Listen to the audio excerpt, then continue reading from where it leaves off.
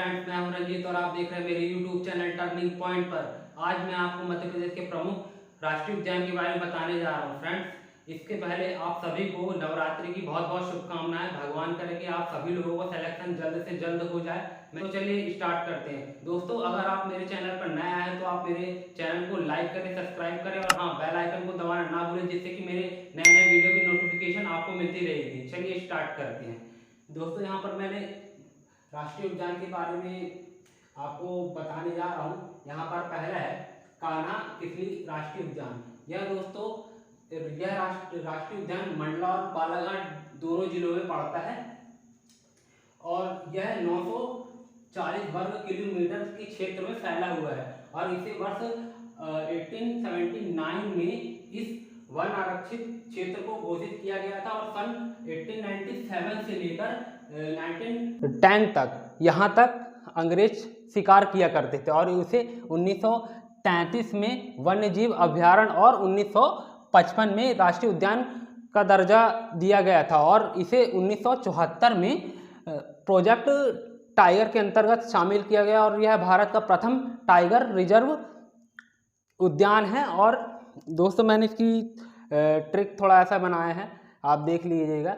यहाँ पर मैंने कान्हा को लिया है। कान्हा जो कृष्ण भगवान रहते हैं, अपने बालों में आपने देखा होगा उनके बालों में मोर के पंख लगे हुए होते हैं, तो वही बताने की मैं कोशिश कर रहा हूँ। कान्हा जो जी है डेली अपने बालों के ऊपर मोर के पंख लगाते हैं। यहाँ से कान्हा से बना कान्हा राष्ट्रीय उद्यान और डेली से बना, मैंने डेली से अगर हम इसको ये यहाँ पर ये करेंगे डे और ली, तो मंडला से हम थोड़ा डेली रिलेट कर लेंगे और बालों से हम बना लेंगे बालाघाट।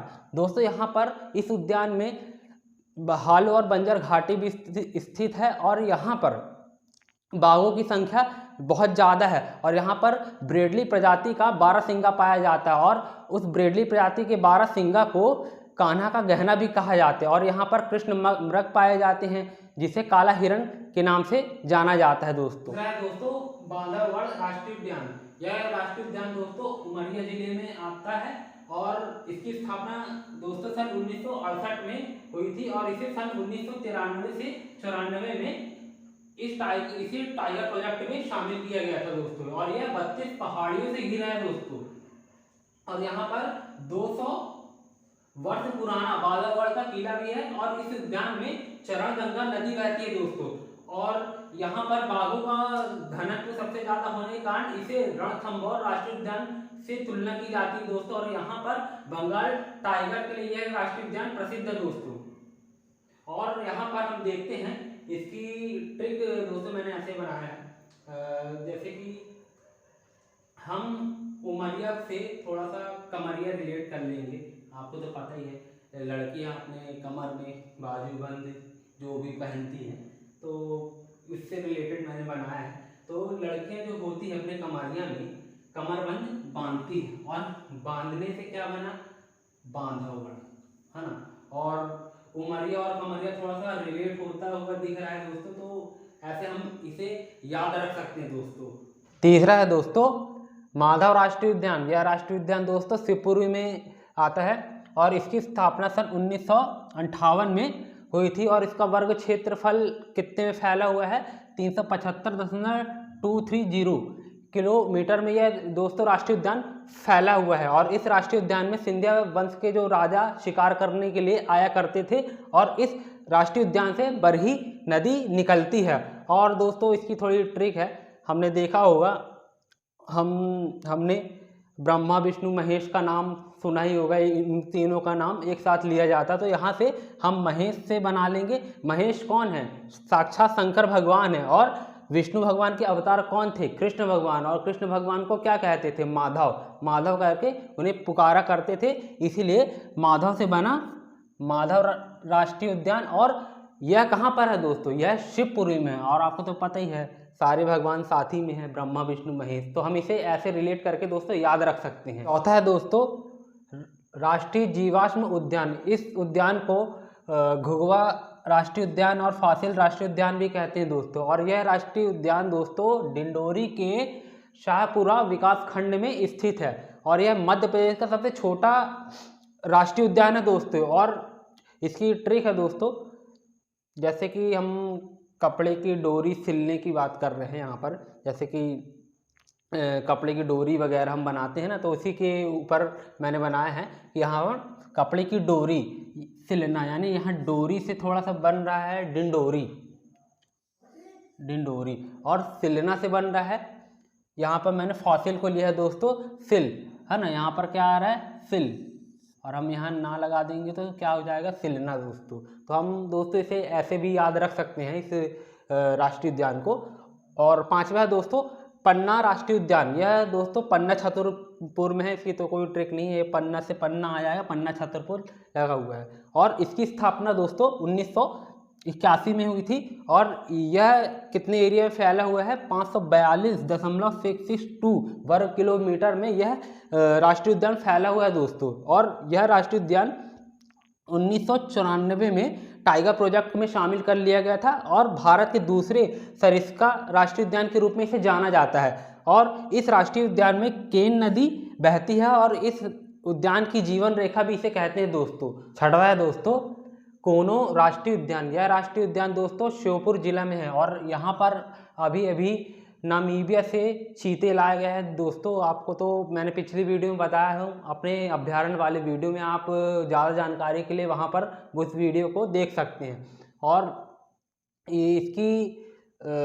इसे सन 1981 में दोस्तों इस अभ्यारण्य को बनाया गया था, और सन 2018 में इस राष्ट्रीय उद्यान को बनाया गया था, यानी 1981 में इसे अभ्यारण्य का दर्जा मिला था दोस्तों, और सन 2018 में इसे राष्ट्रीय उद्यान बनाया गया था। और इसका क्षेत्रफल कितना है दोस्तों 748.76 किलोमीटर में यह फैला हुआ है राष्ट्रीय उद्यान। और सातवां है दोस्तों वन विहार राष्ट्रीय उद्यान, यह राष्ट्रीय उद्यान दोस्तों भोपाल में स्थित है, और यह मध्य प्रदेश का एकमात्र सर्प उद्यान है दोस्तों। और इसकी स्थापना सन 1979 में हुई थी, और यह कितने एरिया में फैला हुआ है 4.45 किलोमीटर एरिया में यह फैला हुआ है दोस्तों। और सन 1983 में इस राष्ट्रीय उद्यान को बनाया गया था। और इसकी ट्रिक देख लेते हैं दोस्तों, मैंने ऐसा बनाया है कि बिहार राज्य में एक ज़िला है सुपौल नाम का, और उसको ही रिलेट करके हम देखेंगे। यहाँ पर हम वन बिहार से बनेगा, यहाँ पर हम बिहार कर देंगे तो ये बिहार हो जाएगा। और यहाँ पर पाल आ रहा है दोस्तों, क्या है पाल आ रहा है, और पाल से हम क्या बनाएंगे, यहाँ पर थोड़ा सा औ की मात्रा लगाएंगे तो हम थोड़ा सुपौल लिख देंगे, तो यहाँ पर सुपौल आ जाएगा। तो यहाँ पर बिहार में एक जिला है जिसे सुपौल के नाम से जाना जाता है। मैंने इसकी ऐसी ट्रिक बनाई है दोस्तों, हम इसे ऐसे भी याद रख सकते हैं दोस्तों। आठवां है दोस्तों पेंच राष्ट्रीय उद्यान, यह राष्ट्रीय उद्यान दोस्तों सिवनी और छिंदवाड़ा दोनों जिलों में आता है, और यह सन 1983 में पेंच राष्ट्रीय उद्यान इसे बनाया गया था, और इसे 2002 में इसका नाम बदलकर इंदिरा गांधी प्रियदर्शनी रख दिया गया था दोस्तों। और पेंच राष्ट्रीय उद्यान पर रुडयार्ड किपलिंग ने the jungle book, the jungle book नामक पुस्तक लिखी है। और हम इसकी ट्रिक देख लेते हैं दोस्तों। हमने देखा है कि जो पंच होते हैं और अपनी बाढ़ की समस्या जब सुलझाते हैं 4 लोग को बीच में बैठाकर, तो कैसे समझाते हैं, गांव वाले लोग आ जाते हैं पंच के पास जाते कि पंच हमारी समस्या का समाधान कीजिए। तो वही मैं इससे रिलेटेड बनाया हूँ। पंच से हम क्या बना लेंगे दोस्तों पेंच, हमको थोड़ा सा पंच जैसा रिलेट होते दिख रहा है, पंच से हम पेंच बना लेंगे। और वार्ड, यहाँ पर वार्ड आ रहा है और यहाँ पर छिंदवाड़ा आ रहा है, तो वाड़ा आ रहा, अगर हम इसको ये हटाकर वार्ड कर देंगे तो हम इसे वार्ड बना सकते हैं दोस्तों, है ना। तो हम इसे ऐसे याद रख सकते हैं। 9वां है दोस्तों सतपुड़ा राष्ट्रीय उद्यान, यह राष्ट्रीय उद्यान दोस्तों होशंगाबाद जिले में है, और इसकी स्थापना सन 1981 में हुई थी दोस्तों। और यह कितने एरिया में फैला हुआ है 528.729 वर्ग किलोमीटर में फैला हुआ है। और इसे सन 1999 में इसे प्रोजेक्ट टाइगर के रूप में शामिल कर लिया गया था दोस्तों। और इसकी ट्रिक ऐसी है दोस्तों कि जब संत महात्मा ध्यान में होते हैं तो उन्हें टाइम का पता ही नहीं चलता, वो कब लीन हो जाते हैं, और उन्हें टाइम का पता ही नहीं चलता तो कितने साल हो जाते, कितने वर्ष हो जाते, कब वो ध्यान से उठेंगे कब नहीं। तो इसके रिलेटिव मैंने ना ट्रिक बनाई है दोस्तों। जब संत ध्यान करते हैं तो समय का होश ही नहीं रहता, समय का पता ही नहीं रहता उन्हें। तो संत से क्या बना, हम थोड़ा सा इसको ऊपर कर देंगे तो ये क्या बन जाएगा दोस्तों, संत। सतपुड़ा से हम इसको संत बना लेंगे पहले में। और होश नहीं रहता दोस्तों, टाइम का पता ही नहीं चल पाता, तो होश से बना क्या, होशंगाबाद। दोस्तों हम इसे ऐसे ट्रिक के माध्यम से हम याद कर सकते हैं। दोस्तों मैं सिर्फ आपको ट्रिक समझाने के लिए बता रहा हूँ कि सिर्फ आपको याद हो जाए और एग्जाम में आप सही कर दें। 10वां दोस्तों, संजय गांधी राष्ट्रीय उद्यान। यह राष्ट्रीय उद्यान दोस्तों सीधी जिले में है और इसकी स्थापना दोस्तों सन 1983 में हुई थी। और यह कितने क्षेत्रफल में फैला हुआ है दोस्तों, यह 66 वर्ग किलोमीटर एरिया में यह राष्ट्रीय उद्यान फैला हुआ है। और इसकी ट्रिक दोस्तों मैंने ऐसे बनाया हूँ कि जब गांधी जी जिसके पास होंगे उसकी सीधे जय जयकार होगी। आपको तो पता ही है, गांधी जी में नोट में गांधी जी की फ़ोटो ही होती है, तो भाई जिसके पास पैसा होगा तो उसकी लोग जय जयकार करेंगे। और बाप बड़ा ना भैया, सबसे बड़ा रुपया, आपने तो ये कहावत सुनी ही होगी। तो इसी भी मैंने बनाया हूँ ऐसी ट्रिक कि गांधी जी जिसके पास होंगे उसकी सीधे जय जयकार होगी। सीधी सीधे यानी सीधी से क्या बना लेंगे, सीधी। और जय जयकार होगी तो हमने यहाँ से जय तो यानी संजय, हम ऐसे इसको रिलेट करके याद रख सकते हैं। वैसे तो हम गांधी जी जैसे ही नाम आएगा तो हम समझ जाएंगे गांधी जी से जिसके पास होगी तो सीधे जय जयकार हो जाएगी, तो हम इसे ऐसे याद रख सकते हैं दोस्तों। 11वां है दोस्तों, डायनासोर राष्ट्रीय उद्यान। यह दोस्तों राष्ट्रीय उद्यान धार जिले में है और यह मध्य प्रदेश का दूसरा बड़ा जीवाश्म राष्ट्रीय उद्यान है। और इसकी स्थापना दोस्तों सन 2010 में हुई थी और इसका क्षेत्रफल दोस्तों 89.740 वर्ग किलोमीटर में फैला हुआ है। दोस्तों हम इसको ऐसे याद रख सकते हैं, आपको तो पता ही है, डायनासोर, डायन है ना, डायन के दांत आपने देखा होगा बड़े बड़े निकले होते हैं, तो उनके दांतों में क्या होती है, धार होती है। तो हम इसे दोस्तों ऐसे याद रख सकते हैं, डायन के दांत क्या होते हैं, नुकीले होते हैं और उनकी दांतों में धार होती है ना। और 12वां है दोस्तों, ओमकारेश्वर राष्ट्रीय उद्यान। ओमकारेश्वर राष्ट्रीय उद्यान दोस्तों खंडवा जिले में आता है और इसकी स्थापना दोस्तों सन 2004 में हुई थी और यह अभी भी निर्माणाधीन इसका कार्य चल रहा है। और यह कितने क्षेत्र में फैला हुआ है, 651 वर्ग किलोमीटर क्षेत्र में फैला हुआ है दोस्तों मैंने मध्य प्रदेश के पूरे राष्ट्रीय उद्यान कवर करा दिए हैं दोस्तों। आई होप कि ये वीडियो आपको अच्छा लगेगा।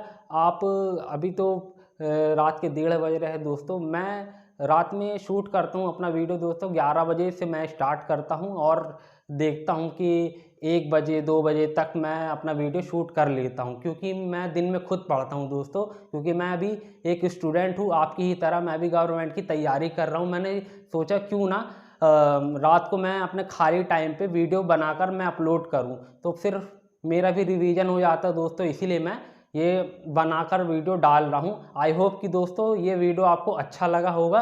Thank you.